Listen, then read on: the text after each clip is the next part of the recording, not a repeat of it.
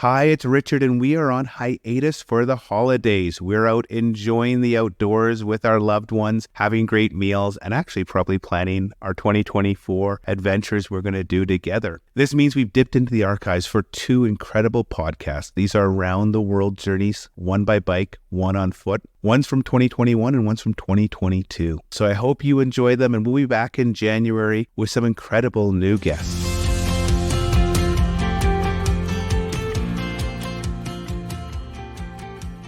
Today on the 10 Adventures podcast, we're talking with Linda Beilig, who just wrote a book about her 2-year adventure cycling around the world. With me is Karen. Karen, I understand you were in the middle of reading the book. I just finished the book. Does it make you want to get out on the bike again? You're just back from your own bike trip. Oh, yeah, for sure. And some places you've described, Linda, sound especially exciting and interesting from a cycle touring point of view. So I'm really interested to hear what you have to say about these places. And so obviously Linda's here. Linda, welcome to the podcast. I'm excited. I just read the book. I sent you an email when I finished it, just how much I enjoyed the book. I couldn't put it down. My first question, what led you to have this desire to cycle around the world? So yeah, first of all, thanks for having me on the podcast. Glad you enjoyed the book, so that's good to hear. And what led me to want to do that? I think it's I've always liked traveling, always liked cycling, camping, those sort of things. And I've just always kind of felt like I wanted to go on a big adventure, do a big trip, travel to lots of countries and whatever, take some time out. Hadn't really made any concrete plans or anything. But then at some point I met my now ex-partner, Tim. When I lived in Manchester, at some point he told me about his idea to cycle to New Zealand. I think the idea was at the time, because he'd read a book by someone doing a similar trip. He wanted to do something like that as well after he'd finished his PhD. And I was like, okay, that sounds really cool. And yeah, I think for a while it was like, yeah, maybe I'll come along for a month or two or something. But then gradually over the course of our relationship, it just merged into, let's just do this together because it sounds amazing and I'd love to do it as well. It just, yeah, some people when they hear something like that, it's like, that sounds crazy. I could never do anything like that. And at one point I felt like that as well when I first heard about someone doing a multi-continent bike trip. But over the years, I'd heard a few more things of people doing stuff like that. And I was like, yeah, I'm game. Let's do it. So sounded like a good thing. And then leading into that, were you doing a lot of bike touring beforehand, or was this, one of your first big trips?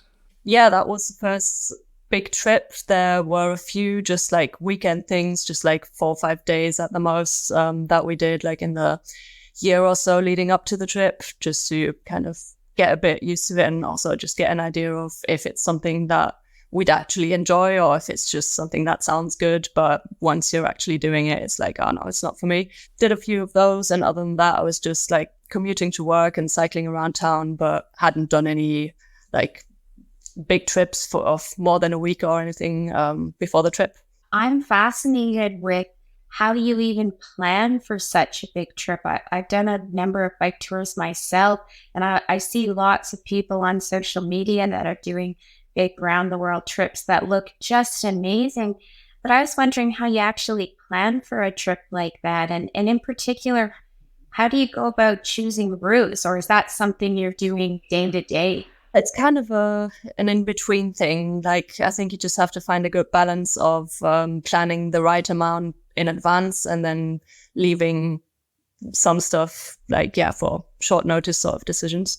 We read a lot of books and blogs in the last year or so leading up to the trip and to decide on routes. And my partner's original idea was to cycle to New Zealand, so it was going to be going east pretty much. And we looked at what kind of countries were on the way, what the visa situations were for each country and things like that, and made kind of a rough plan which way we'd want to go. But of course we didn't plan exactly we're gonna take this road and whatever, so just okay, this country.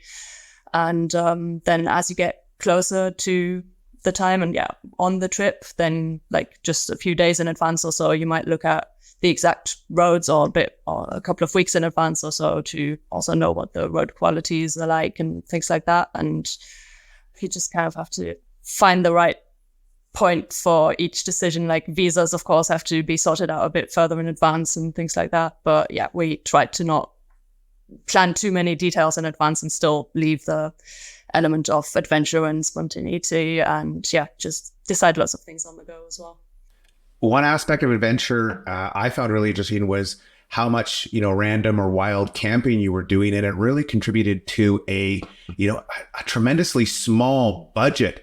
Can you maybe talk about what it's like, wild camping around the world and how that impacted your budget? That definitely made it pretty cheap, as well as cooking mostly. So yeah, we had a little camping stove with us. So we tried to mostly buy food from supermarkets and cook, except in cheaper countries, we'd stay at guest houses and eat out at restaurants as well. It always varied a bit, but especially in expensive countries, we tried to wild camp as much as possible. So that seemed pretty doable in most countries. So you just kind of get into a good habit of finding the right kind of secluded places. And in most countries, even if someone discovers you, they're not really going to care if you're not leaving a mess or destroying anything. If you're just gonna be in some field for a night or some abandoned building, then nobody really cares. Are there any tips if someone's thinking of doing a trip like this and they're like, oh, I want a wild camp, I want to do this on the cheap?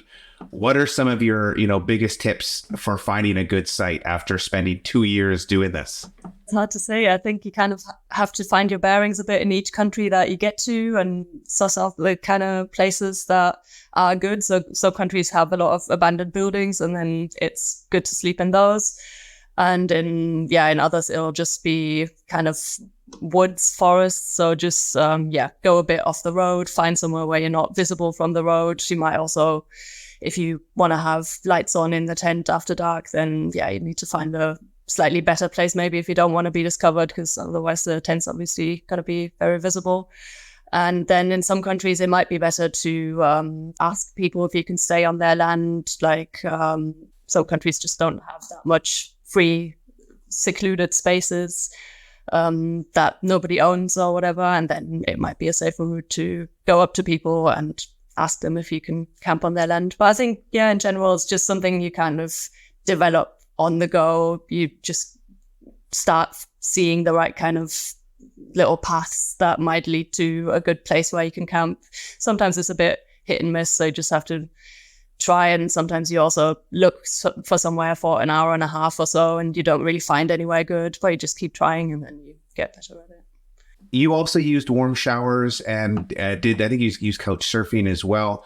I'd never heard of warm showers. Do you want to maybe describe why you chose to use that and then, what it is as well? Couch surfing and warm showers, both kind of hospitality networks. Couch surfing is open to any sort of travelers, although after the end of the trip, become like a paid for system now, which it wasn't at the time. And warm showers is specifically geared towards cycle tourists. People on this platform have a profile that they use to either host people that are traveling by bike or to stay with other people when they're traveling by bike. People can, they put their address or their rough area in and some contact information. And then you can, say that either you've got a spare room or you've got some space in your garden where people can camp, and you can say that you provide meals for them or you don't have to, and give a bit of info about yourself. And then, you can, when you're on the road, you can contact those people and say, oh, hey, I'll be in your town in 3 days' time, roughly. Could I stay at your place? Could I camp in your garden or stay in your spare room or whatever? And then if that person's free and wants to host you, then they'll say yes, and you go and stay for free with that person, which is like a great system, obviously, to meet the locals and exchange stories, because most of those people will have done cycle trips themselves and have a lot of stories to tell of their own. So it's a really cool thing. It seemed, just reading your book, that there was lots of these kind of incredible experiences that you wouldn't get if you just, rocked up and stayed in a hostel or a hotel. You actually got to understand the culture and the people more, and almost it came through in a lot of countries. That was the highlight, were these relationships you were building.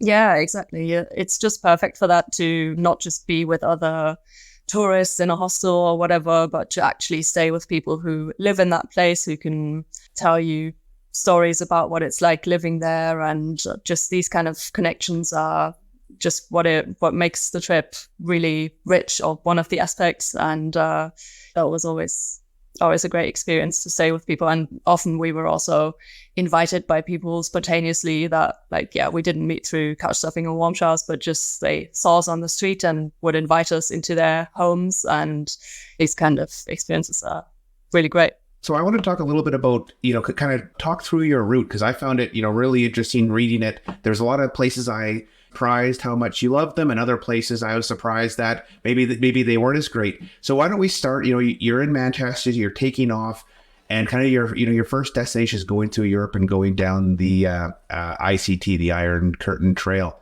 Why did you choose that route, and what is that route? So the ICT wasn't the first Eurovelo route we did. So in Europe, there's lots of different cycle routes called the Eurovelo routes. The first one we did from my hometown, Magdeburg, down to Prague was the Elbe cycle route. So we followed that. That's a very popular one. So lots of other cyclists there, lots of people just doing day trips or whatever. And that was nice. And then a little later from Hungary to Bulgaria, we did the ICT, which is one of the newest Eurovelo routes. So ICT is the Iron Curtain Trail. So it goes along where the Iron Curtain used to divide Europe.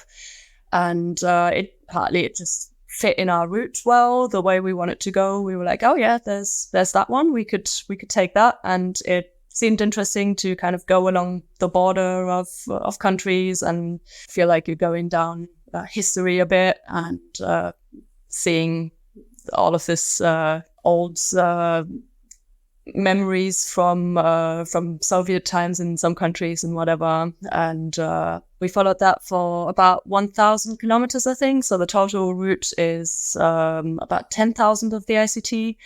So we only did a fairly small bit of it, but that was really nice. And so we were in Serbia and Romania, and then part of Bulgaria. The route was really nice. Nice paths, nice landscape, lovely people, and the signs were nice as well. So they often had little quotes on them that were just kind of encouraging and whatever. So it was a nice route. We really enjoyed it. It sounds like that route was quite well maintained, or from what you're saying now, because I know some of the Eurovelo routes, they aren't that well marked, or they're not an obvious route in some countries. So that Iron Curtain route was well maintained and marked. Yeah, definitely. I think sometimes maybe it seemed like one or two of the signs were missing, but as it was such a new one, it seemed like it hadn't, maybe not all of the signs had been put up yet. But the surface was mostly really good, and I can't really compare it to others so much because I haven't done so many of them. Just part of the Elbe one and part of the Danube one as well. They were both good quality and good signposts as well, and so was the ICT, but don't know about other ones really. And then where were you when you finished the ICT? We were in Bulgaria, and then we decided we wanted to go down to Greece, to the coast, because we just thought that would be a nice way to go along the coast. Sounded nice. Wasn't so much in the end, but that's why we left the ICT, because that was gonna go further along the border, and we just wanted to go south to Greece. So once you left the ICT, were you still following Eurovelo routes, or were you more choosing routes on your own? So by that point, we didn't follow any more Eurovelo routes, and just made the route ourselves, which we didn't have so much experience in at the time, I guess, yet. So that didn't always work out so well. Some of the roads we chose weren't proper roads, but were more like gravel paths. And in the end, we probably should have looked into routes a bit better. But still, it worked out fine, and we learned more about how to find better routes later on, I think. Yeah, I must say that's one of the things that intimidates me about doing a big trip like that, because I find when you're not following an established route, you spend a lot of time planning which roads and which way you're going to get from A to B. Yeah, true. Sometimes that was a large part of our planning that always needed to be done every few days or whatever. And that could be stressful, but then it can also be really rewarding. And when you do find some really nice routes that weren't like a set route that someone had planned before, but you just made a route and it worked out really well, then yeah, that's really great as well. And then you feel like you scored. So after Greece, did you then head towards Turkey? Yeah, we did, exactly. Yeah, so we entered Turkey from eastern Greece, and then we were in Turkey for about a month. Yeah. And from your description, it sounded like Turkey was a real highlight, at least up until that point. And I have heard hospitality in Turkey is really great. So tell us a bit about what it was like cycling through Turkey and which route you chose. Turkey was like the country where it felt like the trip properly started, because Europe was great as well, but it was still our home continent and everything still felt sort of familiar. The culture isn't really that different even in like Eastern Europe compared to home, and you always feel pretty safe, you know everything kind of, you've always got mobile internet when you're in the EU and have an EU SIM card, so everything was sort of easy. And then in Turkey it felt like, okay, now the adventure's properly starting, different culture, and we didn't have mobile internet. We, like in later countries, we'd always buy a local SIM card, but at the time we were like, yeah, we'll manage without, we'll just find Wi-Fi and we'll be okay. So yeah, we didn't have mobile internet for a month and always were on the hunt for Wi-Fi, which led to some good, but also some stressful situations. As soon as we arrived in Turkey, it was like, yeah, mosques that you see, hear the call to prayer 5 times a day.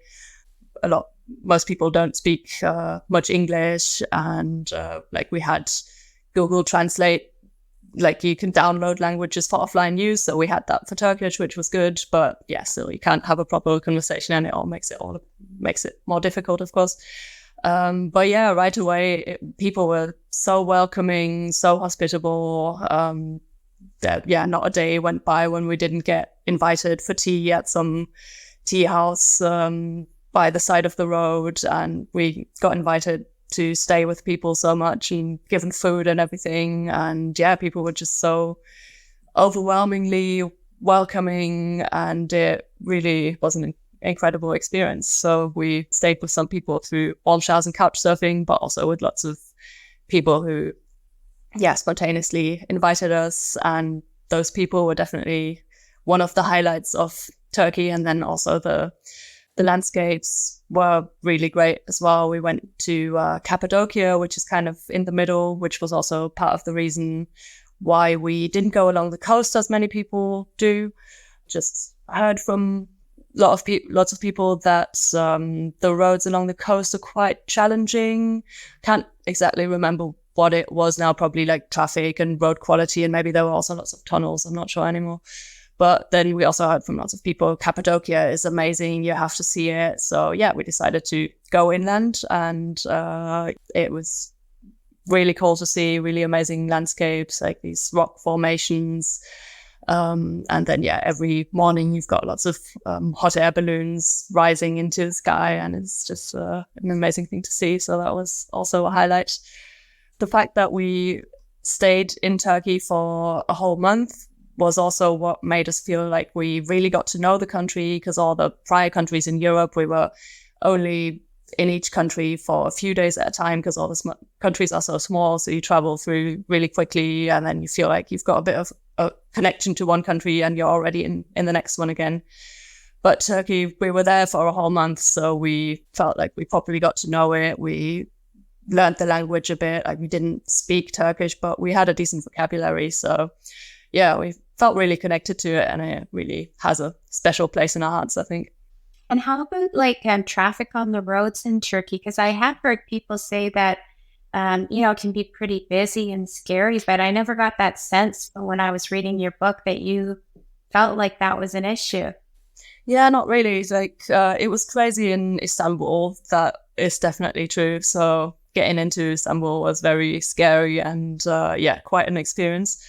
But after that, it was mostly fine. Like, we took some motorway, kind of highway roads, and they weren't super busy. The drivers were fine. And yeah, usually they had a wide, hard shoulder, and it was fine to cycle on that. So mostly we didn't have a problem with traffic in Turkey. A lot of drivers would honk and wave at us in a friendly way. And so, yeah, didn't really, apart from Istanbul, didn't really have any problems. That sounds good. I was also wondering, you get to Turkey and all of a sudden people are inviting you to go for tea with them or inviting you to stay at their place.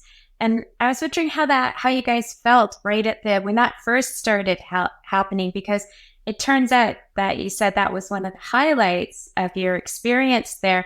But I was wondering, was there reticence at the beginning to be going and staying in someone's house, who just invited you off the street? Yeah, maybe a little bit, but I think we were a little bit prepared for it from reading other people's books and blogs and things like that, because that kind of stuff seems to happen to everyone that travels by bike. And maybe not so much in Europe, or Western countries, but I think in a lot of countries that seems to always happen sooner or later. And when it happened to us the first time in Serbia, that we were invited into someone's home, we were at a pub in the afternoon, just having a beer and looking at the map to find somewhere to camp soon. And some guy came over to us and spoke a little bit of English and was like, "You sleep my house tonight." Like, okay. And yeah, it was a bit weird at first. And we're like, is this really happening? Are we misreading the situation? Because of course his English wasn't perfect. And we were like, okay, no, I think, yeah, he actually wants us to stay at his place. And we spent the evening together, and he insisted we sleep in his bed and he sleep on the couch and things like that. So yeah, at first you're a bit hesitant and also worrying a little bit, like maybe someone's trying to rob us, or are we just being too gullible? But then I think we just told ourselves, no, the world isn't like that. Most people are good, and we've heard from lots of other people that these things pretty much always work out. I've not heard from anyone who was invited in by someone who was cycle touring and then was robbed. So I'm sure that has happened once or twice, but it's not something you hear about generally. So we just told ourselves it'll be fine, and it always was. And yeah, once you kind of have that trust in people, it just allows for those experiences. It's a hopeful message, isn't it? to hear that, that you had all these opportunities that turned out to be incredible and nothing bad happened. It sounds pretty hopeful. So after Turkey, then you were heading into Central Asia, is that right? So yeah, Georgia, Azerbaijan, and then we took a ferry across the Caspian Sea, and then Central Asia. And what were you expecting from that part of the trip, and how did it pan out? So I think that part I was a little bit scared of. So I knew there was going to be desert first, and I hadn't cycled through a desert before. So I was a little bit worried about how that was going to work out, how I was going to deal with it. And then later on, it was going to be the mountains in Tajikistan, which I was also scared of, because we were going to go up to pretty high altitudes, and there were going to be bad roads and everything, and being in really remote areas. But yeah, in the end, all of it was amazing. And so the deserts, I found out that I really liked cycling through the desert. I think, I can't remember who it was, but someone said there's not just mountain and ocean people, there's also desert people. And I think maybe that's what I am a little bit. So I also love mountains and oceans, but deserts are just something special to me somehow. I feel like there's a certain magic to them, I don't know. So I probably wouldn't want to live in one, but traveling through one for a few weeks or so is just something that I found out I really enjoyed when I did it there in Central Asia and then again in Australia and in the US. This kind of sense of freedom that you get, and you just can be, it's kind of meditative, I guess, in a way. You're just cycling along for a few hours and you can listen to music or just think or listen to podcasts or whatever.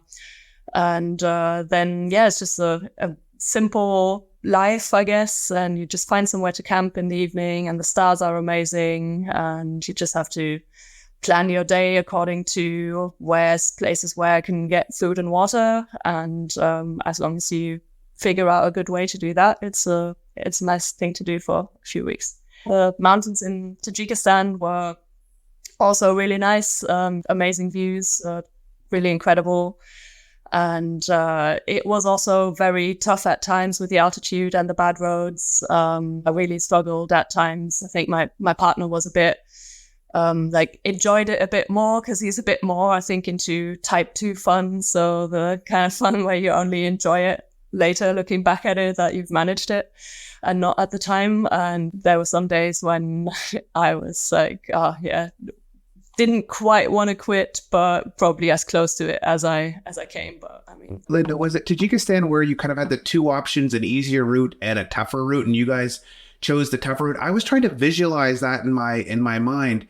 Like, are there 4x4s that are going regularly on that route, or is it just basically it was snowy, when you were up high? But like, how developed was that area? Was there, regular car traffic, or were you guys kind of just on your own? The easier route would have had regular traffic all the way, and then the tougher one that we took, that still had some like 4x4 traffic up to a certain point. But then some point, so it was like along a river valley. And then once we climbed out of that river valley, that path or sort of road that we took, that wasn't one that cars could drive on anymore. So for the last few days, we were just kind of by ourselves on a really steep, gravelly path. And that was really hard work. What made you choose that route? I might have chose the easier one myself. I think if I'd been by myself, I would have also chosen the easier one. But it took us a while to decide, going back and forth, because just what we read and heard from people, they said, it's tough, but it's worth it. And the views are just so amazing. Just the mountains, you can see the Hindu Kush in the distance, and just like along this river valley, really dramatic views. I knew that my partner was leaning towards taking the harder one. I was leaning towards taking the easier one, but I was worried as well that we were going to take the easier one. And then maybe I'd think like, maybe we should have taken the harder one. Maybe now we've missed out on something. So in the end, I just said, okay, let's go for it. And it was beautiful. So it's hard to say whether it was worth it for me, because like it was amazing and I wouldn't want to miss those views, but it was also very tough at times. And being in isolated conditions on your own with not a lot of other people around, were there any scary moments that the two of you had? I don't think during that time when, which was probably the most isolated we were, that like, maybe for 2 or 3 days, I'm not sure if we saw anyone. I don't think anything that scary happened then. So it's just kind of battling with yourself and with it being physically hard. But I think we had enough food and there were like little mountain rivers that we could drink from and things like that. So I wasn't scared as such that we were gonna die or anything. It was more just mentally getting through it. And I think other times we were never really that isolated where we couldn't have asked anyone for help for days or something like that. I do remember reading, though, in part of your trip, maybe not that area per se, but that you were carrying 16 liters of water between the two of you because there wasn't a water source close by. And I thought, that sounds kind of tough on top of all the rest of your gear. Yeah, I think that was in Australia and part of the outback. And there would have still been cars that we could have stopped to ask for water. And some people will do that as well. They carry a bit less and then they just flag down a car and ask if they can have a bit of water, which is fair enough as well. But we just wanted to see if we can make it just like by sustaining ourselves and carrying enough water. And yeah, there was one stretch where there was no roadhouses in between, nowhere to get water for a day and a half or 2 days or something. So we had to carry a lot of it. And at the time in Australia, we were on a tandem as well. So yeah, we decided to do something different for a while and kept our bikes boxed up after a flight and sent them to Sydney from Darwin. And then, yeah, we bought a used tandem and rode a tandem through Australia. The tandem was a bit like a camel, I guess, with so much stuff on it and all the water as well. But yeah, we managed somehow. So before Australia, you guys went into China, and I found your route there really interesting in terms of the diversity of what you saw. How did you choose? China's massive. How did you choose where to go with so many options? Well, ideally, we would have wanted to just cycle the whole way, not take any other form of transport. Ideally, we would have entered from the west and then just cycled to some other country within our visa time. But that in the end wasn't really possible because the visa that we got was a double entry 60-day visa. So we each had 60 days to stay in China, then had to leave and go to another country, and then we could come back for another 60 days. And 60 days wasn't really enough time to cycle through China into any other country, at least not at that time of the year, because we couldn't go to Mongolia, for example. And then, yeah, we couldn't go like down to Tibet and whatever, because can't go to Tibet really anyway. And then, yeah, there's the Himalayas in the way and things like that.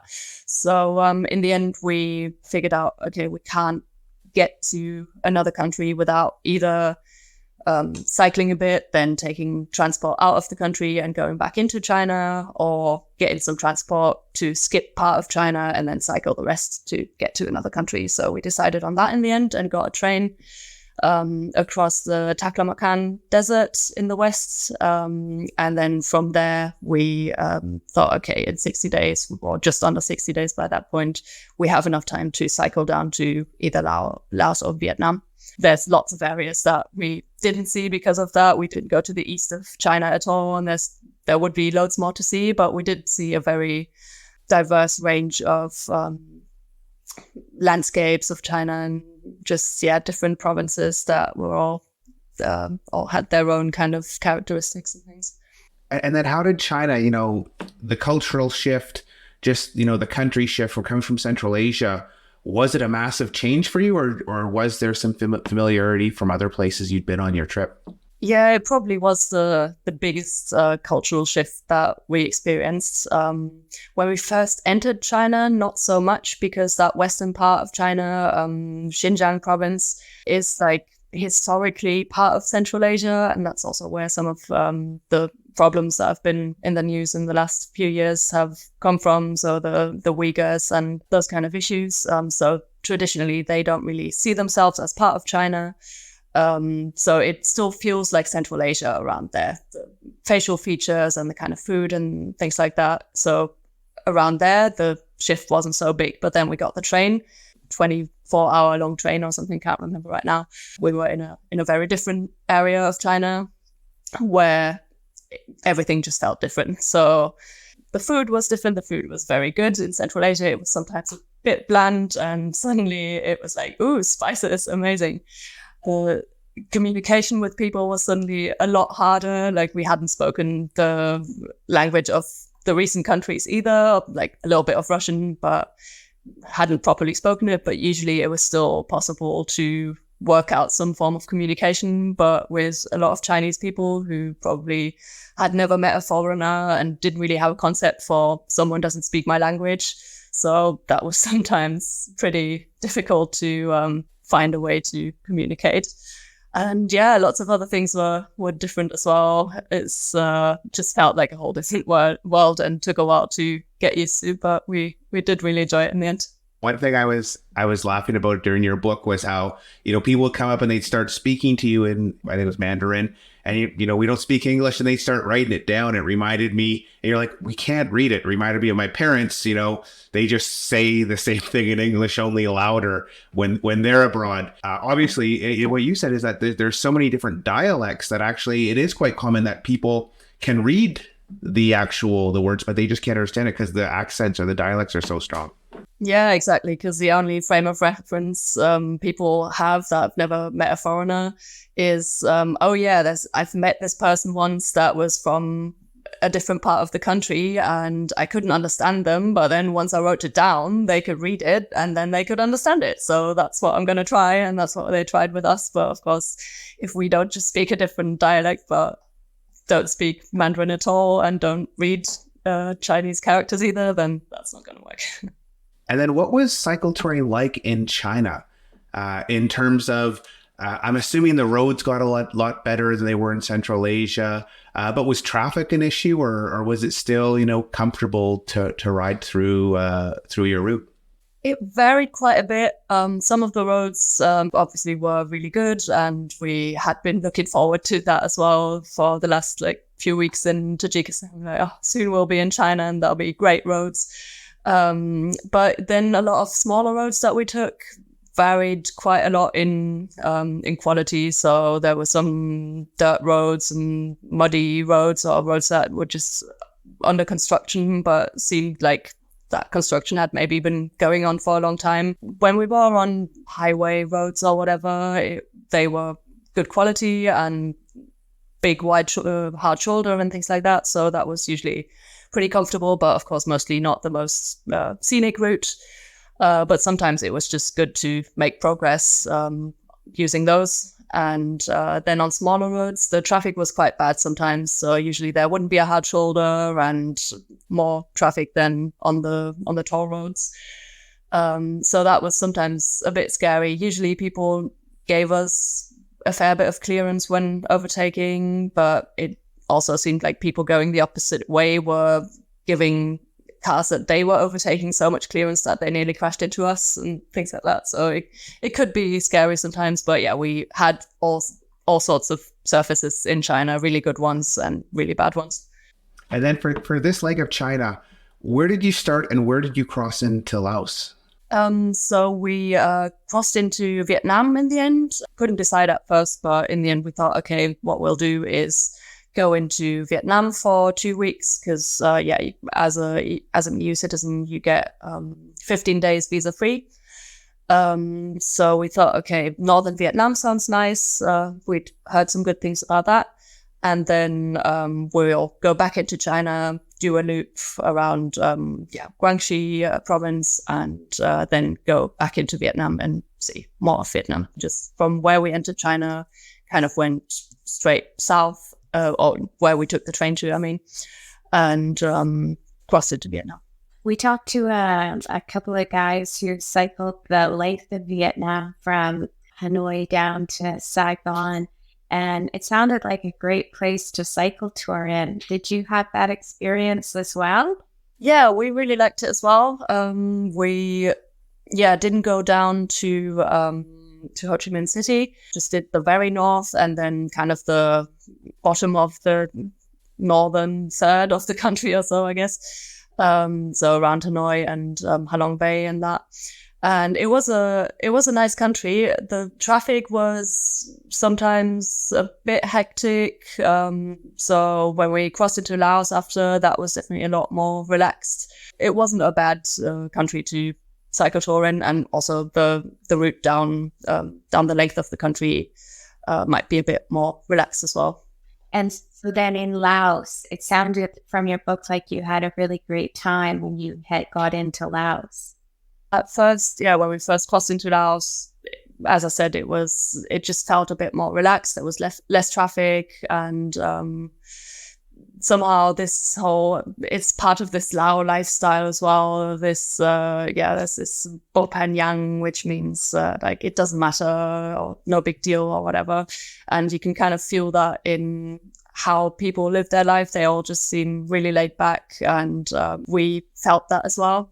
And then also what was great about Laos, which wasn't a specific thing about Laos, but just coincidence, is that we were cycling with another couple there. So we met up with two people that we'd been in touch with through Reddit and Instagram.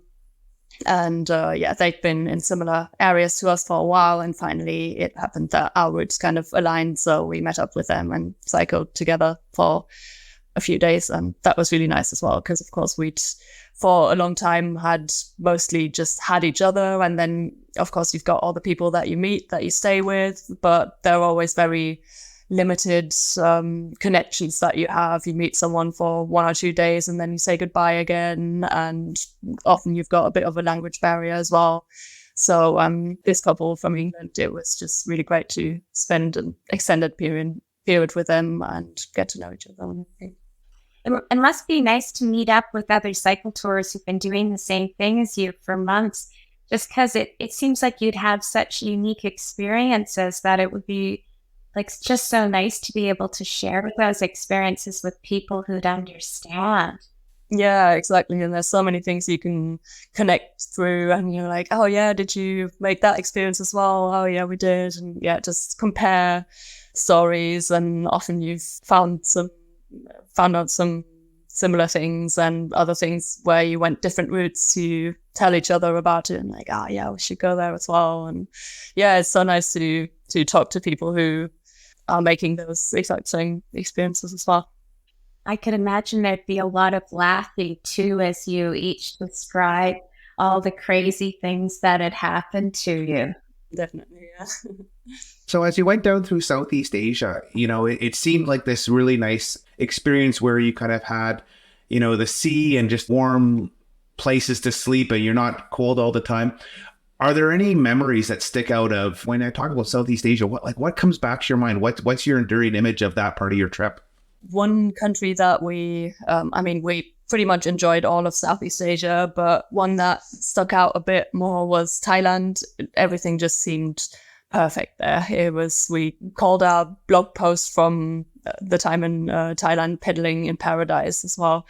Because it just felt like a holiday from the holiday. It was perfect roads, even small roads that were completely quiet were perfect surface. People were amazingly friendly. The food was super good and cheap, obviously.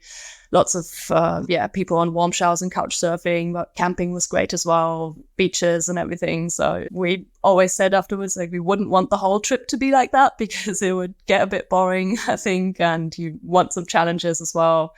At the time, it was it just felt like this is really nice, and you can't really think of anything that's not perfect about it. And we also one warm showers host we stayed with there, who wasn't actually there at the time. So he was a Frenchman who ran a guest house in Thailand and was on warm showers. And he, I think, was in France or something at the time. But he was like, oh yeah, my employee is there and he'll let you know where you can sleep. And I think we camped in the garden, but the house also had a pool. We could use the kitchen and everything. And it was just this really luxurious place. And we also happened to meet two friends there again that we'd first met in Turkey. So two also Frenchmen who were cycling on a tandem. And we'd stayed in touch with them, and we'd taken different routes after Turkey even. We thought maybe we'll never see each other again, but then they had gone to India, and then I think to Singapore, and then cycled north from there. And yeah, we were just going south. So we met at this warm showers place, and that was a great reunion. And so again, so many stories to tell and everything that's happened in the meantime. But just was a really nice experience. And so you continued down through Indonesia, and then you went to Australia. I loved reading that part of your book. But for people that have never cycled Australia, you basically went from the north to the south. What can they expect? I guess a lot of nothing while cycling through the desert. Sometimes you don't see so much for a while. You just see kind of vastness and just the occasional road train, so big long truck overtaking you, birds of prey in the sky, and the occasional roadhouse or rest area and whatever. Going through the outback back there wasn't so much in terms of sightseeing, I guess. We went to this one area called the Devil's Marbles, where there's these round boulders that are kind of interestingly stacked up, and that was really cool to see. And it's just like some quirky towns on the way and things like that. But it was more just the experience of being in the desert, being out in this vast landscape and whatever, and kind of challenging ourselves, because like cycling through the outback sounds like something crazy. In the end, it's quite doable. Again, if you're just organized and you get your water at the roadhouses and your food and whatever, then it's perfectly doable. But it was, especially after Indonesia as well, which was quite full on often, it was great and we really enjoyed it. But sometimes the attention that we got was borderline too much, because we were treated like celebrities everywhere we went. Everyone always wanted to take pictures with us, and like took sneaky pictures of us when we weren't looking. And so whenever we sat down somewhere to eat our lunch, we'd have a group of children surrounding us. And so after that, going to the desert was definitely a nice thing, and especially like being back in a Western country as well, where we don't attract so much attention because we're white people and most people there are white. Especially after that, it was a nice change as well. It seemed to me Australia exceeded your expectations. And is that a fair statement? Mm-hmm. Yeah, it's so. And was that because you had low expectations, or Australia was just that good? Because I guess from my point of view, I think, it's going to be okay cycling across Australia, but I wouldn't expect a ton.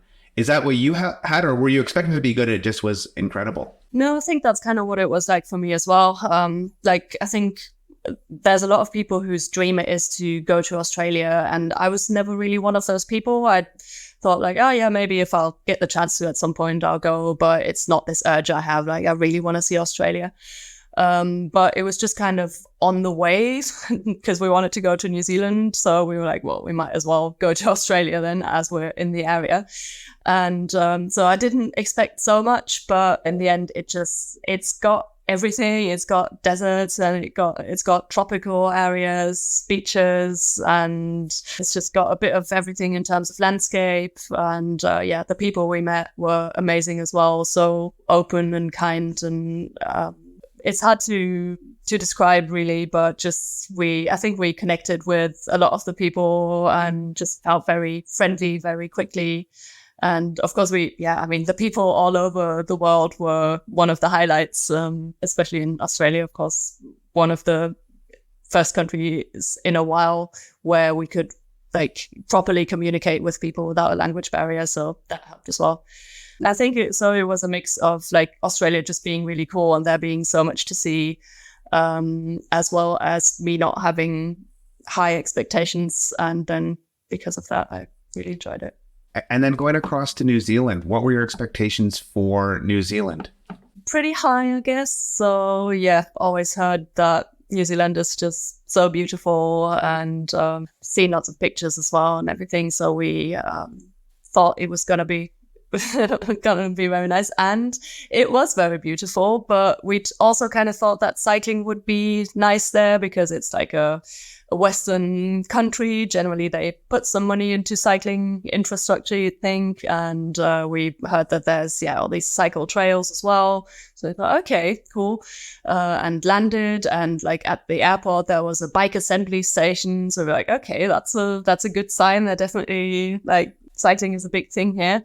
But we were a bit disappointed with that in the end, because a lot of those cycle trails, they're more for mountain bikes, so quite gravelly and not so good for our tire widths. And then also often they had these metal gates to stop motorbikes from going through. But when you've got panniers on your bike's pretty wide, so you also can't get through. So you have to either like take the panniers off or kind of put your bike on the back wheel and try to somehow maneuver it through. So those kind of things were quite frustrating. And then when you're on the road, quite often there's no hard shoulder. The drivers were pretty bad, I have to say, unfortunately. So quite a lot of very close overtaking.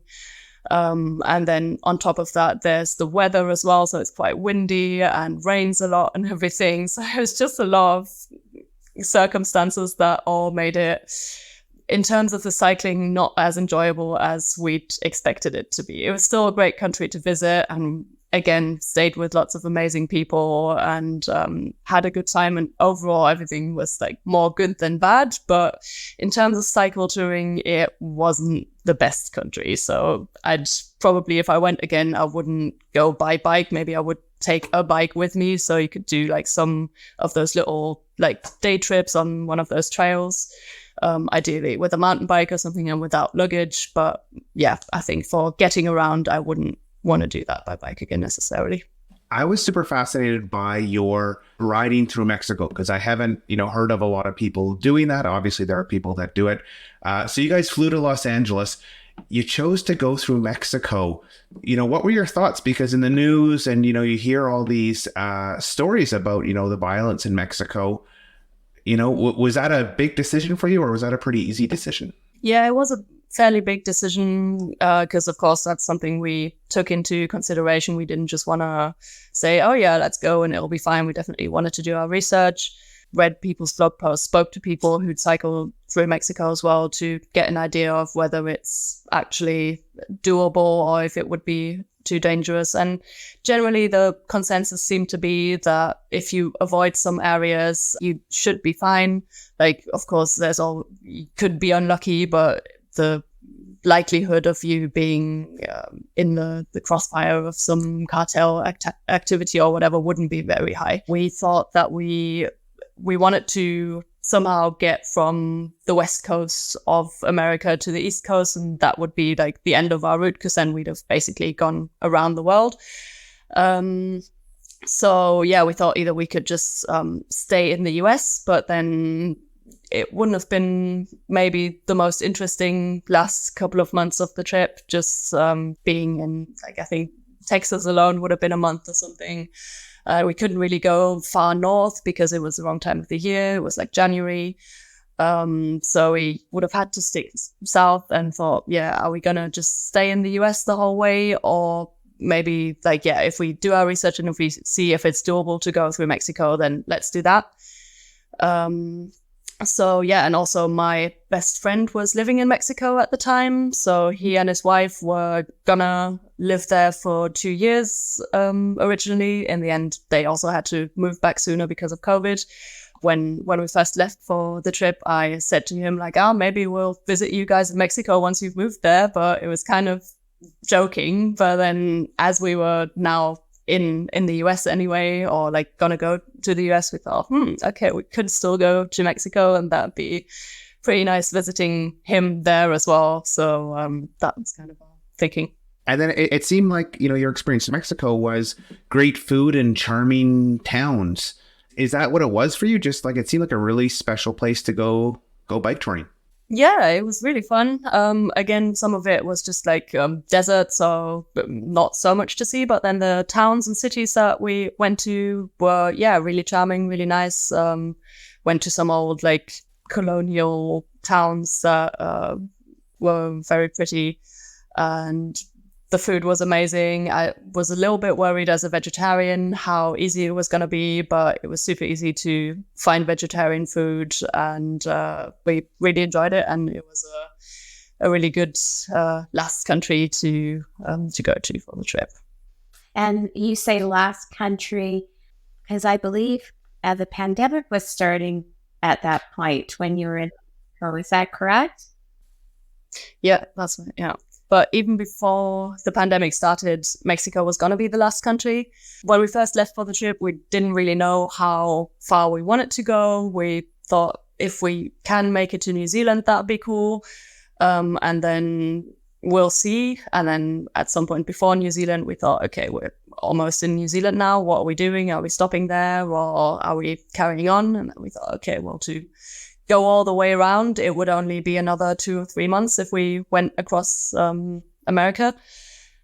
So let's do that. But yeah, we didn't want to do loads and loads more months, because at that point it already felt like we don't want it to end just yet, but we don't want like another year and a half or something. So about 3 months more sounded about right, where we were like in Australia, New Zealand, as we decided we didn't want the US to be the last country, but it would be nice to finish on a country that's like, yeah, got a bit of a different culture than Western, like English speaking countries, whatever.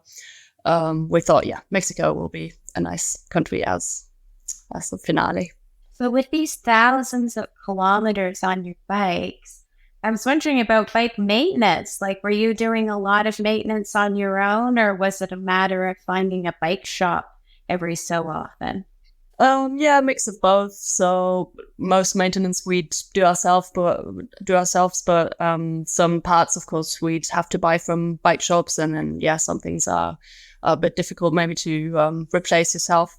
So generally, I think we just kept track of how long, for example, we'd been running our chains for, and then maybe if you come up to 4,000 kilometers or something, you're like, okay, should probably look into changing it again. So then you just plan to go to the next bike shop in the next big city that you get to and buy a new chain there and stuff like that. We generally change ourselves. Then there was also bigger stuff like so on the transport, probably from Australia to New Zealand, my partner's fork got cracked. So it was a carbon fork, and that got damaged. So then in New Zealand, he had to buy a new fork. So then he bought a steel one that he found from a bike shop there. Things like that. Of course, a bike shop has to install most smaller things that we could do ourselves. We'd do ourselves.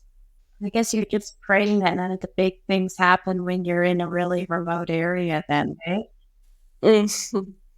Yeah, exactly. We were lucky with that one that we noticed it pretty soon after the flight. We were just sat down next to the bikes, and my partner looked up and was like, oh God, there's a big crack there. So yeah, that could have been a lot worse if we'd been somewhere not in a city as we were right then. And other things that we happened, we also always managed to at least like MacGyver something together until we'd get to the next city where we could get a proper fix in. Linda, I thought one of the, really poignant parts of the book was the evolution of your relationship with Tim. And, just want to describe what it was like to, go on a trip with your partner and just have the relationship change. When we left for the trip, we'd been together about 3.5 years, I think. And we'd been talking about going on the trip for a while, I guess. And we were both really excited. We'd always kind of had some problems in our relationships, but we're trying to work through them, or partly trying to ignore them, I guess. And then when we first left for the trip, everything was like, really exciting. And I think the first few months, our relationship was great as well, because there was just all of that adventure, so much happening every day. And it was just great. And there were no like problems with us or anything. But then once the, I guess, novelty wore off a bit again, those problems that we'd always had kind of became more apparent again. And I think over time we just both kind of realized that maybe this isn't in the long term going to work out as a relationship. But it just kind of fizzled out, I guess. Just the romantic feelings just gradually left. And we didn't talk about it for a while because I think we weren't really sure what was happening and what was going to happen with the trip, if we were going to talk about this and whatever. And then at some point, finally, on our 5-year anniversary, actually, was, I guess, as good an opportunity to talk about it finally as any. But we just talked about it and felt like, we realized that we both felt like we'd been more friends than a couple in the last months, and that we didn't really have those big romantic feelings for each other anymore. But that was kind of fine. Like, we were still friends and we still worked well as travel companions, and we still both wanted to continue with the trip because we both felt like it'd be, why would we end it now if like we're still if everything's basically good between us, except we're not going to be a couple anymore. So that's what we kind of decided. We just became friends and kept traveling together for the last few months. And that worked out really well. And yeah, not much changed other than the fact that we could just be more open with each other about those things and not like pretending that we're going to try and like find somewhere to live again together after, because neither of us really was sure where exactly we'd want to live. And now at least we didn't have to pretend that we both have to agree with where we'd want to go or whatever. Yeah, I just think it's incredible to have that frank discussion and then to go on with the trip and act like how you kind of think, oh, this is how everyone should act. I'm not going to talk about the final chapter because I found it really powerful, but it's just, you reflect on this whole trip. Just reading about it was a really powerful read. When you think back, I just cycled around the world for 2 years. What does it make you feel? I think it's really hard to summarize it. Partly I'm just really proud, partly I still can't really wrap my head around it. I think sometimes I'm like, if I tell someone about it, I feel like I'm kind of bragging, and when I think about it without those kind of insecurities, I'm just super happy that I got to do this and got to see so many amazing parts of the world, meet so many people, and just do this amazing thing for 2 years, have the freedom to have the savings and whatever to do it, and do it with someone that was a great companion to do it with. And it's just something I'll never forget. And I'm happy I wrote this book about it as well for myself, because I can always look back at it and read it again if I feel like I'm forgetting some stuff that happened, and it's just something that'll stay with me for the rest of my life. And then speaking of the book, it really is, one of those travel books where you can't put it down. It has, you're not bogged down in details with, you spend 1,000 pages on, 2 days. I think I read it in 5 days, and just like as soon as the kids went to bed, I picked it up. The book's called Pedaling the Planet, Stories from 2 Years in the Saddle. If it's cold and you got a rainy or snowy weekend, go onto Amazon and download the Kindle version or order it, because it really is a fun read. I'm going to put a link to the Amazon book in the show notes. Also a link to Linda's website, where there's lots of blog posts, which are really, really interesting. Linda, thank you for being on the podcast today. Thanks for writing the book, because, it's hard to find books that are just, you can travel vicariously by reading, but that's definitely what your book was. And it was great hearing some of the stories today on the podcast. Yeah, hey, really great to hear some of these stories. Thank you so much.